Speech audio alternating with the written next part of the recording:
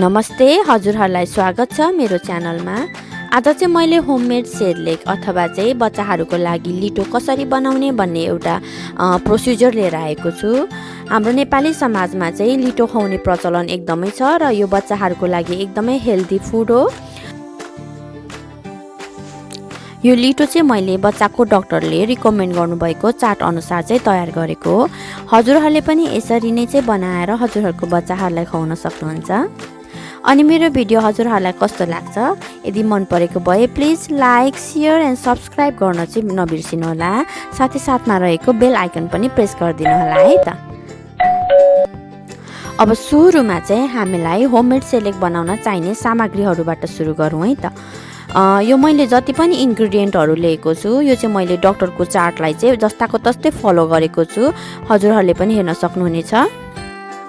यसमा मैले 1.5 कप चाहिँ चामल लिएको छु, 1 कप कालो चना भयो, 1 कप चाहिँ हरियो केराउ, 1 कप मुगीको दाल, 1 कप मुसुरको दाल, 1 कप चाहिँ दलिया अथवा चाहिँ गहुँ लिन पनि सक्नुहुन्छ, 1 कप साबुदाना, 1 कप गहत, 1 कप मकै, 1/2 कप बदाम, 1/2 कप काजु र 10 वटा जति चाहिँ अलैँची लिन सक्नुहुनेछ। अब यी सबै सामग्रीहरूलाई चाहिँ हामीले राम्रोसँग धारामा पखाल्न पर्छ। अनि राम्रोसँग पखालिसकेपछि यसलाई चाहिँ 15 मिनट जति चाहिँ सबैलाई पानीमा भिजाउनु पर्यो र भिजाइसकेपछि चाहिँ 15 मिनट पछाडि यसलाई निकालेर हामीले एकछिन यसको पानी तार्नुपर्ने हुन्छ। अब सबै सामग्रीहरूको पानी तारिसकेपछि चाहिँ हामीलाई यसले भुट्नुपर्छ। भुट्दाखेरि चाहिँ हजुरहरूले हल्का सुनौलो रङ भइन्जेलसम्म मात्रै भुट्नु होला, डडाल्नु भएन। मैले चाहिँ आगोमा भुटेको छु, ग्यास चुल्हामा भुट्दा पनि हुन्छ यसलाई। यसै गरी हजुरहरूले चाहिँ सबै सामग्रीहरूलाई पालै पालो गरेर भुट्दै जानु होला।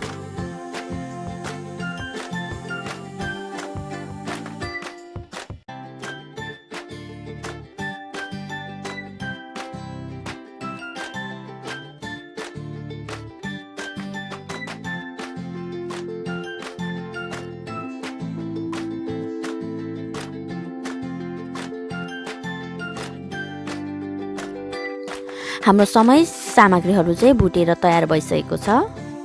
अब यसलाई चाहिँ हामीले सेलाउन दिनुपर्छ र सेलाइसकेपछि चाहिँ यसलाई हामीले पिस्ने हो। यदि हजुरहरूले चाहिँ चार्ट अनुसारको मात्रै सामग्री लिनुभएको छ भने चाहिँ ग्राइन्डरमै पिस्दा हुन्छ। यदि त्यही अनुपातमा हजुरहरूले चाहिँ बढी गर्नुभएको छ भने चाहिँ नजिकैको मिलमा गएर पनि पिस्न सक्नुहुनेछ। मैले चाहिँ त्यही अनुपातमा बढी तयार पारेको भएर मैले चाहिँ मिलमा पिसाएको छु र बाँकी भएको अलैँची, बदाम र काजुलाई चाहिँ मैले यसरी घरमा नै ग्राइन्डरमा पिसेको छु। ल हाम्रो यो काजु, बदाम र अलैँचीको धुलो पनि तयार भइसकेको छ। यसलाई चाहिँ मैले मिलमा पिसाएर लिएको पिठोमा चाहिँ मोल्न गइरहेको छु।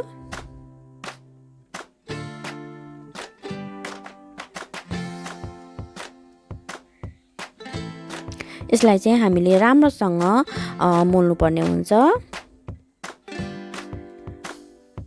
र यसरी मोलिसकेपछि चाहिँ हाम्रो लिटो अथवा होममेड सेरेलेक चाहिँ तयार भइसकेको छ। यो चाहिँ हजुरहरूले बच्चाहरूलाई खुवाउन सक्नुहुन्छ।